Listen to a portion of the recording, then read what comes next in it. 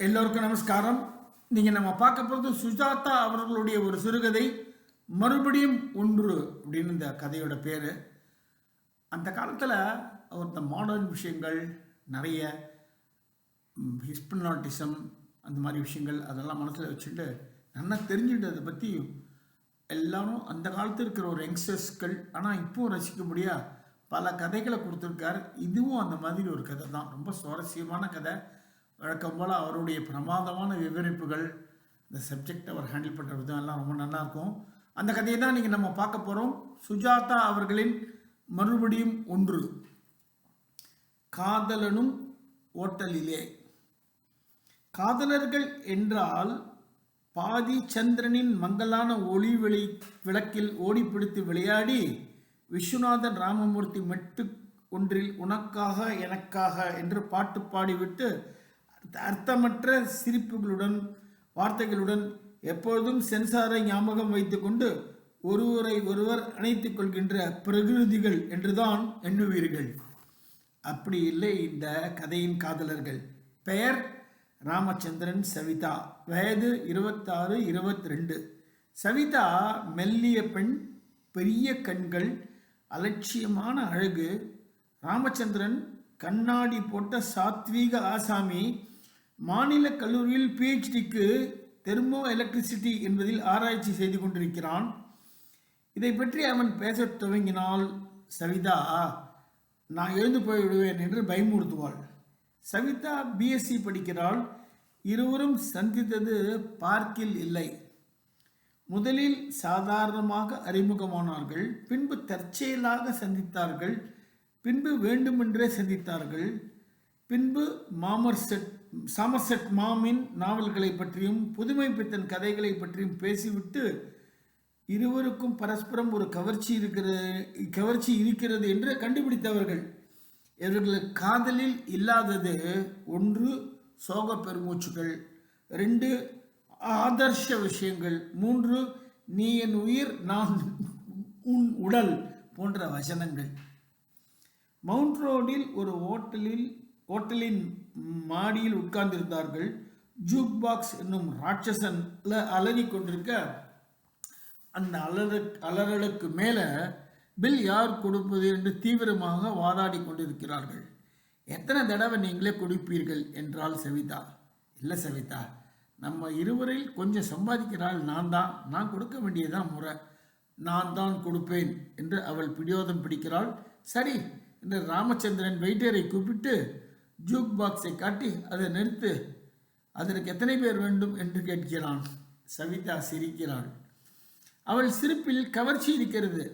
நாம் முன்பு சொன்னது போல அலட்சியமான அழகு, எதிரே போகிறவரை உயர வைக்கும் அழகல்ல. சில சித்திரக்காரர்களின் வேகமான கோடுகளின் விளைவால் திடீரென்று தென்படும் அழகு.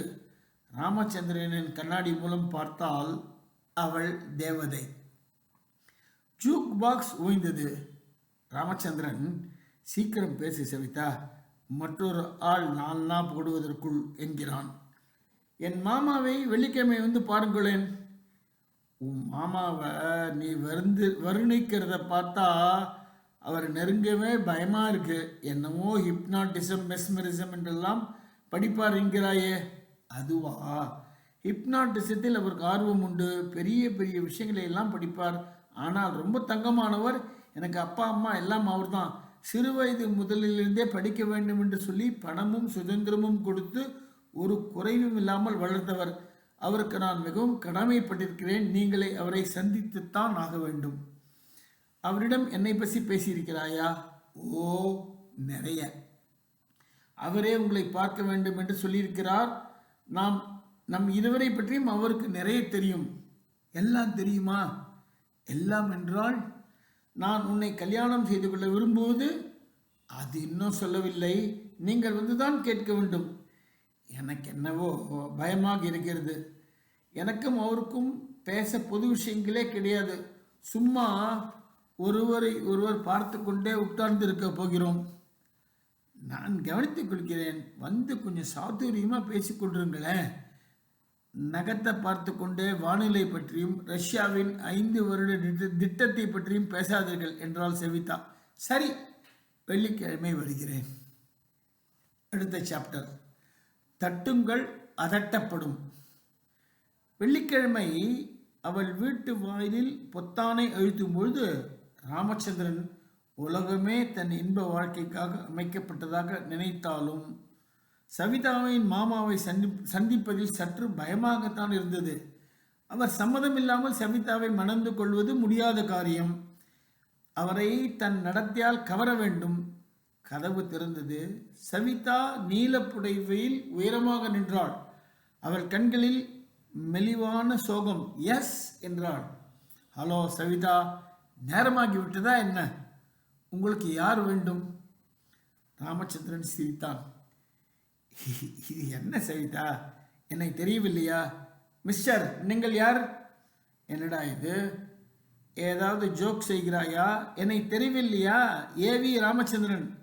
அவனை பார்த்த பார்வையில் இருந்த வினோதம் அவனுக்கு அர்த்தமாகவில்லை.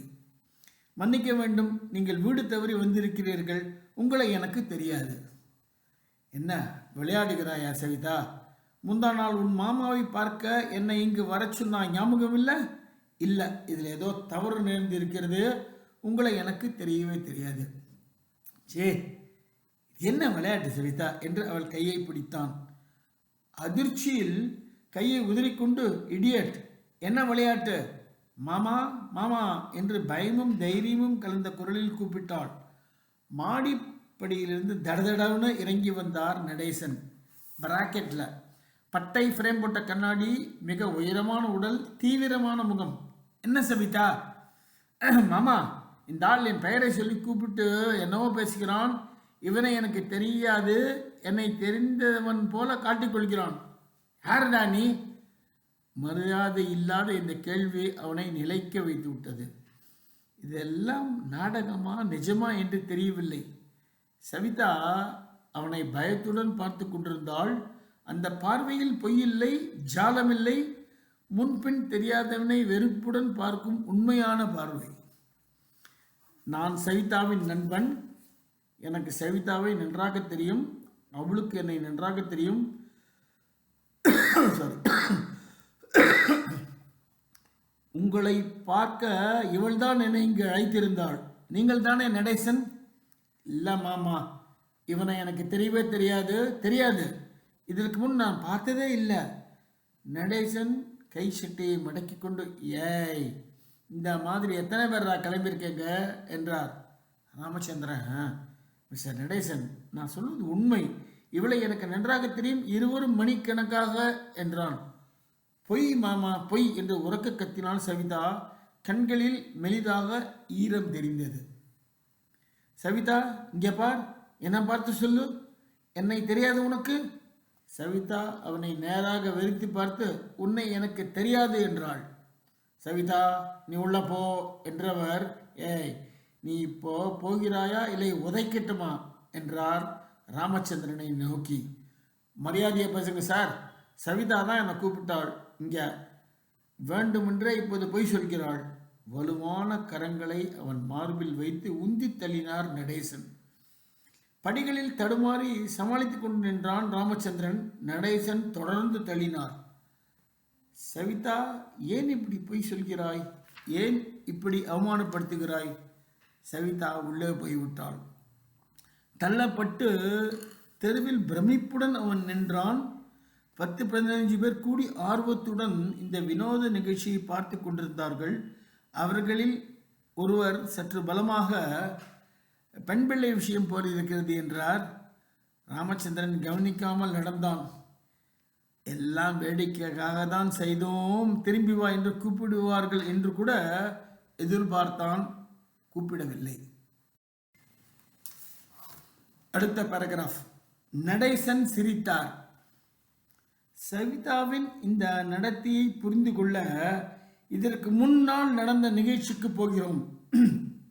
நடேசனின் அறை, சன்னமான வெளிச்சம், எதிரே வெண்சுவரில் மேஜை விளக்கின் வட்ட ஒளி, திரைச்சீலைகளின் சலசலக்கும் வினோதமான நிழல்களும், நடேசனின் கீழ்ஸ்தாயில் நிறைந்த கம்பீரமான குரலும், ரேடியோவிலிருந்து தப்பித்து வரும் மெதுவான சங்கீதமும் அந்த சூழ்நிலைக்கு ஒரு தீவிரத்தை அளித்தன.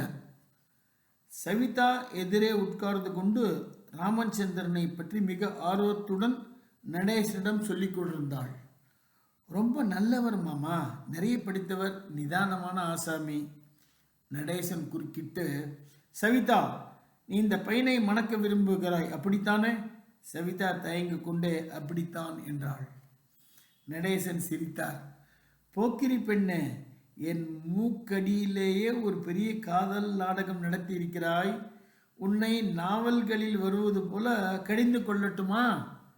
குலத்தை கெடுக்க வந்த கோடாரி காம்பே, எக்ஸெட்ரா எக்ஸெட்ரா. சவிதா லயித்து சிரித்தாள். மாமா, யூ ஆர் ஒண்டர்ஃபுல்.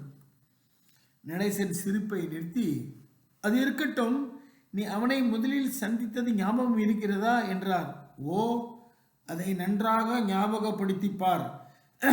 அப்புறம் ஒவ்வொரு தடவையும் அந்த பையனை சந்தித்ததை ஞாபகப்படுத்திப்பார். எதற்கு மாமா? எனக்கு அதை பற்றியெல்லாம் சொல்ல வேண்டும் சவிதா. இந்த சுவரில் உட்கார்ந்திருக்கும் பூச்சியை பார், அது இன்னும் கொஞ்ச நேரத்தில் அது பறந்து போய்விடும். இதை போலத்தான் மனதில் நினைவுகளும். புரியவில்லை மாமா. சவிதா, உனக்கு ஞாபகம் இருக்கிறதா? சில நாட்களுக்கு முன் உன்னை நான் ஹிப்னாட்டிச தூக்கத்தில் ஆய்த்தினேன், நினைவிருக்கிறதா? ஓ, என்னவோ பேசிக்கொண்டிருந்தேன், அப்படியே தூங்கிவிட்டேன். ஒருவித மயக்கமான, என்ன நடந்தது என்றே தெரியவில்லை, ஆழ்ந்த தூக்கம். தூக்கம் என்கிறது என்ன சவிதா? அது ஒரு வித அயர்ந்த நிலை. அப்படி இல்லை. தூக்கம் கடவுள் மனிதனுக்கு தந்த பெரும் பரிசு. தூக்கத்தில் நம் உடல் அடையும் தளர்வும் மென்மையும் இன்பமும் வேறு எந்த நிலையிலும் கிடையாது. உன் இமைகள் கனக்கும், அங்கங்கள் நெகிழும். தூக்கம் உன் மேல் ஒரு மெல்லிய வானவில் போர்வை போல படரும். அதன் மென்கரங்களில் நீ விழுவாய். மெதுவாக மெதுவாக மெதுவாக உன் கண் இமைகள் கனக்கும், அங்கங்கள் கனக்கும். தூக்கமெனும் வெல்வெட்டு இருட்டில் நீ கரையப் போகிறாய். இதை படித்ததும் உங்களுக்கு கொட்டாவி வருகிறதா? நடேசனின் குறிக்கோள் அதுதான். சவிதாவை ஹிப்னாட்டிச தூக்கத்தில் ஆழ்த்த இந்த மாதிரி அவள் காதுகளில் அருகில் உன் கண் இமைகள் கனக்கின்றன என்று திரும்ப திரும்ப சொன்னார். சவிதா அப்படியே உட்கார்ந்த நிலையில் ஹிப்னாட்டிச தூக்கத்தில் கண்களை மூடி ஒரே திக்கில் பிரமிப்பாக உட்கார்ந்திருந்தாள். சவிதா, மெதுவான குரலில் கூப்பிட்டார். சவிதா பெருமூச்சு விட்டாள். மேஜை விளக்கை கைக்குட்டையால் மூடி வெளிச்சத்தை தாழ்த்தினார். சவிதா, நான் சொல்வதை கவனமாக கேள். உன் மனத்தில் நிறைய நினைவுகள் இருக்கின்றன. ஏவி ராமச்சந்திரனை பற்றிய நினைவுகள். பிஹெச்டிக்கு படிக்கிறான். உன்னை முதலில் சந்தித்தான். பின்பு நிறைய தடவை இருவரும் சந்தித்தீர்கள். சினிமாவுக்கு போனீர்கள். உன் மனதில் அந்த நினைவுகள் பதிந்திருக்கின்றன. அவைகள் எல்லாவற்றையும் நீ மறந்துவிட வேண்டும், ஒன்று விடாமல். இந்த நிமிடத்திலிருந்து அவனை பற்றிய நினைவுகள் உன் மனதில் விடுதலை ஆகிவிட்டன. அவனை நீ மறந்து விட்டாய். ஒரு நிகழ்ச்சி விடாமல் அடியோடு மறந்து விட்டாய். அவனை நீ பார்த்ததுண்டா? இல்லை என்று சொல். இல்லை என்றால் ஒரு பொம்மை கனவில் பேசுவது போல. அவனுடன் பேசியதுண்டா? இல்லை என்று சொல். இல்லை. அவனை நீ வெள்ளிக்கிழமை வரச் சொன்னது? இல்லை என்று தானாகவே சொன்னாள்.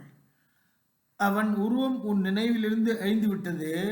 அவனுடைய பேசின பேச்சுக்கள், சிரித்த சிரிப்புகள், சென்ற இடங்கள், எய்தின கடிதங்கள், நினைத்த நினைவுகள் எல்லாம் மறந்து துறந்து தூரே தூரே போகின்றன. அவனை உனக்கு தெரியவே தெரியாது.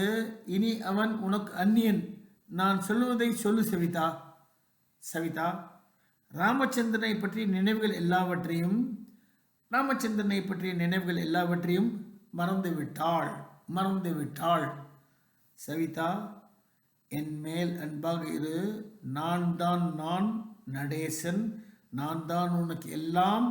உன்னை ஆளாக்கியவன், உன்னை படிக்க வைத்தவன், உன் உறவினன், உனக்காக காத்திருப்பவன், உன் கணவனாக போகிறவன் நான் தான். என்னை என்று உனக்கு ஒருவரும் இல்லை. சரி என்று சொல். சரி. இனி அந்த கட்டிலில் போய் படுத்துக்கொள். ஹிப்னாட்டிச தூக்கத்திலிருந்து விடுபட்டு இயற்கையாக தூங்கு. காலையில் எழுந்ததும் நீ ராமச்சந்திரனை பற்றிய நினைவுகளுடன் அந்த நினைவுகள் நீங்குவதற்கு காரணமாக இருந்த இந்த ஹிப்னாட்டிச செயற்கையும் மறந்து விடுவாய். போய் தூங்கு. சவிதா கொடி போல போய் படுக்கையில் விழுந்தாள். ஓடினான் நூல் நிலையம். இது அடுத்த பேராகிராஃப். இதை நம்புவது உங்களுக்கு கஷ்டமாக இருக்கலாம். நேரம் இருந்தால் பல்கலைக்கழக நூல் நிலையத்திற்கு சென்று கலைக்களஞ்சியத்திலோ அல்லது என்சைக்ளோபீடியாவிலோ பிரிட்டானிக்காவிலோ ஹிப்னாட்டிசத்தை பற்றி கட்டுரையில் போஸ்ட் ஹிப்னாட்டிக் சஜஷன் என்பதை படித்து பாருங்கள். அதைத்தான் ராமச்சந்திரன் சில தினங்களுக்கு முன்பு செய்து கொண்டிருந்தான். முகம் 2 நாள் தாடி, கண்களில் கலவரம். அன்றைய நிகழ்ச்சிக்கு பிறகு 2 தடவை சவிதாவை சந்தித்தான். ஊரை விட்டே போய்விடுவது என்று கைப்பற்றியுடன் ஒரு தடவை சந்தித்தான். சவிதா அப்போதும் அவனை வெறுப்புடன் தான் பார்த்தாள். மிஸ்டர், உங்களை தெரியாது மறுபடியும் தொந்தரவு செய்தால் போலீஸுக்கு புகார் செய்வேன் என்றாள். ராமச்சந்திரன் யோசித்ததில் திடீரென்று ஒரு சந்தேகம் உண்டாயிற்று. ஒவ்வொரு தடவையும் சவிதாவின் பார்வையில் உண்மையான குழப்பம் தெரிந்தது. அவள் நடிக்கவில்லை. அவள் மனம் எப்படியோ மாறியிருக்க வேண்டும். அவளால் அவனை அடையாளம் கண்டுகொள்ள முடியவில்லை. தன் நினைவுகளுடன் தடுமாறுகிறாள். நினைவுகள், மனம், மனோதத்துவம், ஹிப்னாட்டிசம். அவள் மாமா ஹிப்னாட்டிசம் பயிலும் ஆசாமி அவர் ஏதாவது செய்திருப்பாரோ? உடனே நூல் நிலையத்திற்கு ஓடி ஹிப்னாட்டிசத்தை பற்றி முழுவதும் படித்தான். படித்ததும் அவனுக்கு அதிர்ச்சியாக இருந்தது. ஹிப்னாட்டிசத்தை துர்ப்பிரயோகம் செய்வது, என்னவெல்லாம் செய்வது என்று படித்து அயர்ந்தான். டாக்டர் பெர்னாண்டஸ் என்பவரை அடுத்த ஞாயிற்றுக்கிழமை பார்த்தான். டாக்டர் பெர்னாண்டஸ் ஜெனரல் ஆஸ்பத்திரியில் மனோதத்துவ பகுதியில் வேலை செய்பவர். மிகவும் பெரிய புள்ளி. அவரிடம் சொன்னான், டாக்டர், திடீரென்று ஒரு ஆள் மற்றொருவரை மறந்து விடுவது சாத்தியமா? முடியாது என்றார். ஹிப்னாட்டிசம் மூலம் நீங்கள் என்ன சொல்கிறீர்கள்? டாக்டர், நான் ஒரு பெண்ணிடம் மிகுந்த சிநேகமாக இருந்தேன். அவளை மணக்க விரும்பினேன். அவளை சந்திக்கச் சென்றேன். அவளை என்னை பார்த்து, நீ யார்? உன்னை எனக்கு தெரியாது. உன்னை இதற்கு முன் பார்த்ததே இல்லை என்றாள். அந்த பெண் உன்னை விரும்பவில்லை போல் இருக்கிறது. அப்படி இல்லை டாக்டர். அவள் என்னை பார்க்கிற பார்வையில் அவள் என்னை தெரிந்து கொண்டதாகவே காட்டிக்கொள்ளவில்லை என்பது நிச்சயம் தெரிகிறது. தன் நினைவுகளுடன் தடுமாறுகிறாள். அவள் மாமா ஹிப்னாட்டிசம் தெரிந்தவர் என்று சொல்லியிருக்கிறாள். நான் ஹிப்னாட்டிசத்தை பற்றி நிறைய படித்தேன். ஹிப்னாட்டிச தூக்கத்தில் ஒருவரை ஆழ்த்திவிட்டு அவர் மனசை என்ன வேண்டுமானாலும் செய்து விட முடியும் என்று படித்தேன். இது சாத்தியமா? சாரி, ஐசி, இது சாத்தியம். மனதின் நினைவுகளை அழித்து விட முடியுமா? அது அந்த பெண்ணை இதற்கு முன் எத்தனை தடவை ஹிப்னாட்டிச தூக்கத்தில் ஆழ்த்தி இருக்கிறார் என்பதை பொறுத்தது. சுலபத்தில் தூங்கக்கூடிய ஆழக்கூடிய பெண்ணாக இருக்க வேண்டும். ஹிப்னாட்டிக் சிட்டிசன் என்று படித்திருப்பீர். இந்த ரீதியில் ஃப்ராய்ட் மனோதத்துவ உதாரணத்தில், டாக்டர், அந்த பெண்ணே திடீரென்று என்னை மறந்தது போல நானும் அவளை மறந்துவிட முடியுமா? டாக்டர் சிரித்தார். இல்லை டாக்டர், அவ என்னை இந்த மாதிரி நிராகரித்ததற்கு பிறகு எனக்கு படிப்பு ஓடவில்லை. வாழ்க்கையின் தீவிரம் போய்விட்டது. அவள் நினைவு என்னை நிழல் போல தொடர்கிறது. எனக்கு என்ன செய்வதென்று தெரியாமல் தடுமாறுகிறேன். டாக்டர், உங்களுக்கு ஹிப்னாட்டிசம் தெரியும். என்னை அந்த தூக்கத்தில் ஆழ்த்துங்கள். டாக்டர், தயவு செஞ்சு என்னை அவள் நினைவுகள் என்னும் நரகத்திலிருந்து விடுவித்து விடுங்கள் டாக்டர், ப்ளீஸ். மிஸ்டர் ராமச்சந்திரன், அது அவ்வளவு சுலபமான காரியமில்லை. டாக்டர், அவளை மறக்க வேண்டியது என் வாழ்க்கையில் மிக முக்கியம் என்று கண்ணை துடைத்து கொண்டே கேட்டான். டாக்டர் அவன் முதுகில் தட்டி கொடுத்து, கவலைப்படாதே, நான் உனக்கு உதவுகிறேன். இரவு சரியாக தூங்குகிறாயா? தூங்குவதில்லை. சரி, ஒரு மாத்திரை எழுதி கொடுக்கிறேன். நாளை மாலை என்னை இதே சமயத்தில் வந்து பார், சிவப்பு மசி நிரப்பிய ஒரு பேனா கொண்டு வா என்றார். பிப்ரவரி மாதம் 27ஆம் தேதி மாநில கல்லூரியில் பௌதீக ஆராய்ச்சி பகுதியில் தீவிரமாக வேலை செய்து கொண்டிருக்கும் ராமச்சந்திரனை சவிதாவுக்கும் ஒரு டெலிஃபோன் டைரக்டருக்கும் வித்தியாசம் கேட்டிருந்தால் அவனுக்கு தெரிந்திருக்காது. அவ்வளவு முழுமையாக ஒரு நாவலில் அச்சடிக்கப்படாத அத்தியாயம் போல அவள் நினைவுகள் அவன் மனதிலிருந்து மறைந்து விட்டன. சுதந்திரமாக உணர்ந்தான். முடியாத கதை ஒரு சின்ன பேராகிராஃப் அதுக்கப்புறம் எழுதியிருக்கார். மன்னிக்கவும், கதை இந்த இடத்தில் முடியவில்லை.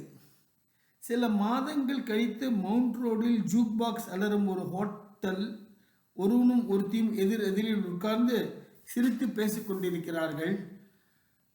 அவளிடம், உங்களை போன வாரம் நான் சந்தித்ததிலிருந்து உங்களிடம் நான் பேசிய ஒவ்வொரு பேச்சும் எனக்கு எங்கேயோ என்னவோ வேறு எங்கேயோ வேறு சந்தர்ப்பத்திலோ பேசின மாதிரி ஞாபகம் வருகிறது என்றான். எனக்கு கூட அப்படித்தான் என்றாள் அவள். அவன் வெயிட்டரை கூப்பிட்டு ஜூக் பாக்ஸை நிறுத்த எவ்வளவு போட வேண்டும் என்று கேட்கிறான். சவிதா சிரிக்கிறாள்.